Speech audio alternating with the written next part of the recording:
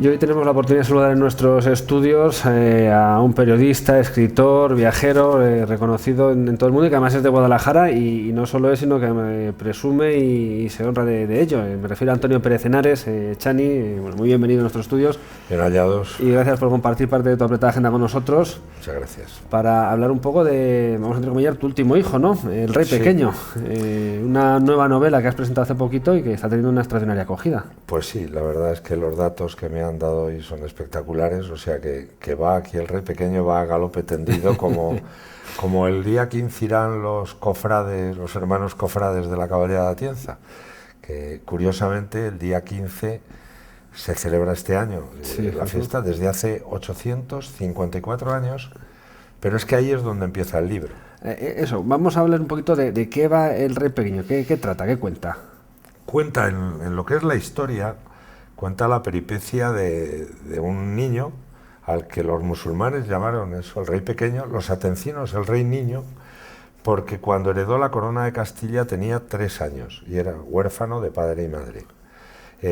Eso hizo que el principio de su reinado estuviera sometido a todas las vicisitudes y que tanto las grandes familias castellanas de los Castro como los Lara se disputaran su tutoría y por tanto la hegemonía en Castilla, como su tío, el rey Fernando de León, pues lógicamente quiso aprovechar la situación para, si era el custodio del Rey Pequeño, pues era en el fondo quien mandaba en León y en Castilla.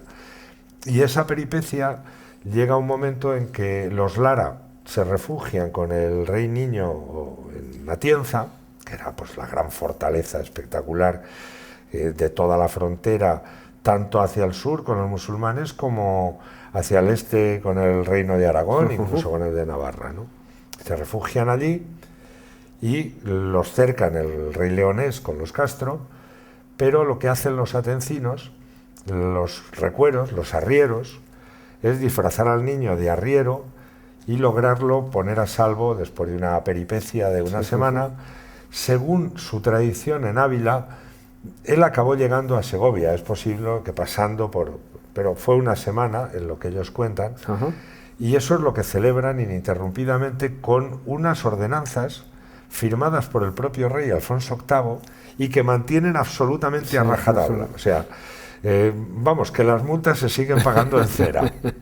Este es un poco el origen, ¿no?, del Rey Pequeño, sí, o sea, el punto de partida. El punto de partida, eso es la parte histórica. En la parte novelesca, porque yo cuando escribo un libro lo primero que hago es una documentación todo lo exhaustiva que puedo, con la colaboración inestimable de mi amigo y paisano, el gran medievalista alcarreño Plácido Ballesteros, que ya colaboró conmigo en La Tierra de Álvar Fáñez, para que el paisaje histórico sea lo más veraz, lo más fiel posible. Pero sobre ese paisaje, lógicamente, se colocan unos personajes imaginarios, unos personajes de ficción, que son los que te sirven en realidad para trabar toda la historia, pero para contar la historia que quieres contar más allá de lo que es la peripecia de este rey, que empezó siendo este huérfano, que desde luego acaba teniendo un carácter verdaderamente digno de admiración, para ser el vencedor, en última instancia, de las Navas de Tolosa. Ese Rey Pequeño es el que acabaría ensanchando Castilla y partiéndole el espinazo al terrible integrismo islámico almohade en las Navas de Tolosa, que eran los del Daesh de hace 900 años, pero es curioso, vienen a decir lo mismo, es algo que te impacta al leer lo que decía el Mahdi almohade, un mar de lo que dice una proclama del Daesh. Pero yo quiero contar otra historia, que es la que me apasiona, y es la historia con esos personajes, ya digo, de ficción, con ese niño huérfano también, arriero, que se va con el rey y se hace amigo suyo, la gente del común, la gente de a pie, porque una cosa son las batallas, los reyes, los nobles, y otra cosa es la epopeya de la gente de esta frontera, que es la que es verdaderamente heroica. La gente que vivió en esta frontera hacia el Tajo, donde sabían que podían morir en una noche porque llegaba la caballería ligera árabe, su mujer violada y secuestrada, sus hijos cautivos, sus ganados pues robados y sus cosechas incendiadas y talados sus árboles. Sí, pero al vivir allí eras libre, tenías tierra tuya, solo tenías que rendir cuentas al concejo, elegías a tu alcaide y a tu juez y, eso sí, vivías con una mano en la estiba del arado y con la otra en la lanza. Y cuando el rey que te había dado esas tierras y esos fueros, esos derechos, yo creo que ahí es donde se establece la gran dignidad de Castilla y el hecho de que esa gente, esos caballeros de villa, esos caballeros serranos, esa gente fue la que ensanchó la frontera, la que ensanchó Castilla y la que fue más leal a su rey. Y lo fue tras la derrota de Alarcos o la victoria de los Navas. Pero es que ahí estuvieron las mesnadas de Atienza, la muy poderosa Atienza, las de Guadalajara, las de Medinaceli, las de Ávila o las de Segovia, de la Transierra. Yo por lo que estás comentando, ¿no? Da la impresión que el libro también habla de la libertad, ¿no? De la importancia de ser libres, o cuando uno es libre, pues es más, a pesar de las dificultades o el precio que haya que pagar por ser libre. Exactamente, no eran siervos, pero si estaban en un condado y era un señor, pues tenían que trabajar para él, etcétera. Mientras que esa gente, esos hombres, esos castellanos de fuero, esa gente que tenía el fuero de Guadalajara o el fuero de Zorita o el fuero de Atienza, que les había dado o el abuelo de Alfonso VIII o este se lo había refrendado. Esa gente efectivamente era libre. Y la libertad se la ganaban a veces con sudor y con sangre. Pero la ganaban. Y efectivamente esa es, yo creo, la epopeya, con una frase que me parece que es la clave, y para eso no me hace falta recurrir a los tratados. Está en lo que mi abuelo, no ser más que nadie, pero menos que ninguno tampoco. O sea, no creerse más que ni un noble, ni nadie lo pretende, ningún castellano lo pretende, pero cuidado, tampoco menos que ninguno. Y es un principio de la democracia también. En esos atrios de esas iglesias, de esas ermitas, se reunían los concejos, hombres buenos de las villas, de los pueblos, y elegían. Y acabaron eligiendo a sus representantes que fueron a las cortes. O sea, es un ejemplo, ¿no? Es un ejemplo, efectivamente. Que tampoco hay que irse a otros países, sino que nosotros en nuestra propia tierra y bien cercana además, ¿no? Tenemos estos ejemplos. No sé si nos parecemos los españoles o los castellanos de ahora, los de entonces. Algún ejemplo hay, seguro. Creo que sí, y bastante. Y yo creo que en la dignidad de las gentes está lo mejor que tiene esta tierra. Además de su historia, está algo más importante, que son los valores heredados. Y esos valores de dignidad, de igualdad, de libertad, son importantísimos. Y yo creo que existen, perseveran y perseverarán en el tiempo por encima de amenazas. Mira, aquí se hablaba de una que no está ahora tan lejana, que es el yihadismo, o sea, que es la imposición teocrática de absolutamente todas las leyes, de una interpretación brutal, en este caso de una religión, pero que también puede ser de una ideología.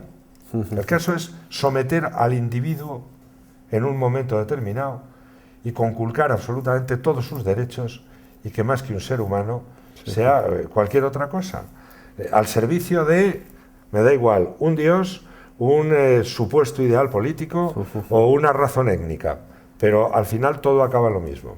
No han cambiado tanto las cosas entonces. En el caso de esto del integrismo islámico es que es terrible, porque mientras que el mundo occidental ha tenido verdaderas revoluciones internas y evoluciones maravillosas, y aquí hemos tenido el Renacimiento y la Ilustración y la Declaración Universal de Derechos Humanos, cuando tú lees al Mahdi Almohade o a sus predecesores, que eran como los de Al-Qaeda, se llevaban también igual los almorávides. Pues sí, es las dos terribles invasiones que se sufrieron. Pues cuando tú lo lees, dices, pero si estoy leyendo exactamente la proclama que acabo de oír en la tele, ahora mismo reivindicando no sé qué bestialidad tremenda. Y también iban contra los musulmanes que no admitían su imposición, contra los cristianos y contra los judíos, que hubo un éxodo terrible cuando salen huyendo pues hacia las poblaciones cristianas porque simple y llanamente los mataban. Pues muy oportuna también la lectura de este Rey Pequeño, ¿no? Para establecer esos paralelismos también entre la actualidad presente y la actualidad de aquellos tiempos, ¿no? En unos escenarios que, bueno, algo han cambiado porque Atienza fue muy importante, da esa impresión de que tuvo mucha importancia, muchas iglesias, sigue atesorando mucho patrimonio, pero es un poquito más pequeña a lo mejor que entonces. Pues sí, Atienza pudo llegar a tener 5.000, 6.000 almas, como las llegó a tener Zorita de los Canes, que es otro de los grandes escenarios, con una espectacular anécdota de cómo se estaba curtiendo el carácter del rey cuando a los 13 años cerca Zorita, pero su ayo es tomado prisionero. Sí. Creen que él dice 13 años, no para hasta que no la toma. También hay una cosa a favor de este rey. Dicen las crónicas, que no dicen los historiadores, que la crónica no se pudo encontrar un acto despótico ni brutal en todo su reinado. Errores cometió, a lo mejor en Alarcos lanzándose ante el tiempo, pero fue como diría un castellano, un buen rey. Y luego los escenarios, pues de aquí de Guadalajara, muchos. Atienza, Sigüenza, que utilizo muchísimo para cómo se construyó una ciudad medieval y una catedral. Porque Sigüenza es quizás la primera catedral románico con balbuceo gótico, que empieza un segundo obispo, Pedro Lecauta, pero que quien la pone, pero no llega finalmente a inaugurarla él, es don Cerebruno, que era pues el instructor de Alfonso VIII, le tenía mucho cariño, luego lo hizo arzobispo de Toledo. Bueno, vemos es también una profunda investigación, ¿no? de esa época de la historia que quizá la tenemos un poquito olvidada en este presente. Sí, bueno, los españoles tendemos a ignorar nuestra historia de una manera compulsiva y la ignoramos, y en vez de sentirnos avergonzados de nuestra ignorancia, hacemos algo peor, nos avergonzamos de nuestra propia historia y la consideramos como algo, como un pecado original que llevamos, y desde luego hay que ser fundamentalmente ignorante, y yo diría idiota, para avergonzarse de la historia del país que ensanchó el mundo. En este caso, bueno, reivindicando en tus dos últimas obras estos periodos históricos de la Reconquista, la tierra de Álvar Fáñez, también hablando de Guadalajara y de un personaje histórico legendario como fue Álvar Fáñez de Minaya, y en este caso con el Rey Pequeño, un poquito después. Fíjate, siempre digo lo mismo, nadie ha puesto Álvar Fáñez de Minaya, era Minaya Álvar Fáñez, que significaba en lengua del Cid, que era el quien se lo decía, mi anay, mi hermano, se lo decía en euskera, mi hermano Álvar Fáñez, mi anay, el que Zorita mandó. Es así el versículo 135. Y efectivamente fue el gran capitán de la frontera. Yo utilizo unos personajes históricos, pero los de ficción también tienen una línea. El personaje actual es un nieto de Pedro el Pardo, que es un combatiente, un pardo de Álvar Fáñez, un guerrero de frontera que combate con él y que muere en Recópolis, intentando salvar la cruz de Recópolis, al lado de un compañero suyo que es musulmán y que es un daguair, que es un musulmán de los taifas, y como han asesinado a la familia de su rey, los almorávides, y esos dos personajes están, lo sugieren dos tumbas que hay en Recópolis, en la Recópolis de repoblación, una de un gigantón de 2 metros, que tiene al final un terrible hachazo en la cabeza, le han destrozado heridas, que es Pedro el Pardo, el cristiano, pero a su lado hay una osamenta mucho más pequeña que lleva al cuello, y en tierra cristiana, un dirham de Almutaguaquil de Badajoz. Se podía ser perfectamente un pardo y un daguair, o sea, que combatieron con Álvar Fáñez, y han hecho una cosa los de Recópolis, y es que han hecho con eso un amuleto. Está muy bien también. Es que fue una sorpresa encontrarlo. Es que en el dirham ponía alas grandes, claro, es un dirham. O sea, que debe suponer que podría ser un guerrero musulmán, sí, ¿no? Llevaba eso como un amuleto. O sea, y también estos los personajes, vamos a decir, históricos de ficción, tienen esa raíz también un poco... Tienen esa raíz. Yo creo que son más reales a veces que los propios históricos, ¿no? ¿Y cuándo tiene tiempo Antonio Pérez Anes para escribir? Porque recordemos que periodista dedicado a la actualidad principalmente, en tertulias, en televisión, en radio, en prensa escrita también. Pues ¿cuándo hay tiempo? Bueno, decía Manu Leguineche, que es al revés que yo me crié en el País Vasco, soy alcarreño de pura cepa, me crié en el País Vasco, él es que era vasco de pura cepa, se acerenció aquí en la Alcarria. Por cierto, pude volver a mi ciudad donde me crié después de 37 años, donde no podía volver por algunas razones que no se le escapan a nadie y que no tienen que ver con mi voluntad, sino con la de unos asesinos que nos tenían amenazados a muchos. Pero pude volver y fue una experiencia maravillosa, volver a Durango, que es donde me crié. Pero decía Manu, que era lo que quería, me preguntabas, que la literatura y el periodismo son dos brazos del mismo río. Y cuando tienes la pasión por ambas cosas, pues para las pasiones siempre hay tiempo. Para lo que no hay tiempo es para los desánimos, pero para la pasión siempre hay tiempo. Para el desamor espero que no. Y yo tengo amor por la literatura y por el periodismo. No, y bien se ven obras como esta, ¿no? El Rey Pequeño, que requiere una investigación profunda. Sí. Esto te cuesta 2 años. Eso quiere decir que no es sentarse una buena mañana inspirado y escribir las muchas páginas de este libro, sino... La inspiración que te pille escribiendo. Lo mismo que en el ejercicio de nuestra profesión periodística, pues no esperes que de pronto estés allí y llegue la noticia por ciencia infusa. No. Hay que estar en la actualidad y hay que trabajarla y al final pues eso es lo que nos da en un momento determinado, efectivamente. Bueno, ya que hablamos de la actualidad, ¿cómo tenemos el patio, ¿no? Bueno, a nivel internacional, hablando de yihadismo, ya algo hemos aprendido, pero el patio nacional está un tanto revuelto también. Yo creo que la gente tiene una sensación de hastío que le puede provocar al final una aversión global a la política, porque los 4 meses últimos... Yo no recuerdo, y lo cierto es que uno, en los años 70 y 80 fueron parte del mobiliario, pero yo no recuerdo espectáculo más penoso en el Parlamento que el que he vivido estos 4 meses. Y me dicen que esa es la nueva política. Pero qué fantasmas. O sea, lo que más echo en cara a los nuevos es que son unos auténticos fantasmas. Unos llegan allí diciendo nosotros somos el pueblo y tal. Oiga, mire usted, aquí llegaron en el 77 gente como Simón Sánchez Montero, como Horacio Fernández Cinguanzo, como Marcelino Camacho.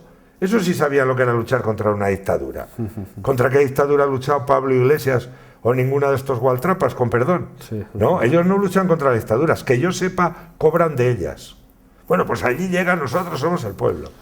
Llegan otros descubriendo la democracia y luego hacen un pacto que era de pitiminí y lo escenifican allí como si fuera entre el Sánchez y Rivera, como si fueran, pues no sé, que estaban declarando la convención, la Constitución americana, o estaban después de la toma de la Bastilla. Por Dios, un poco de humildad, un poco de humildad y un poco de sentido común. Yo, eso sí, espero que cuando llegue el 26...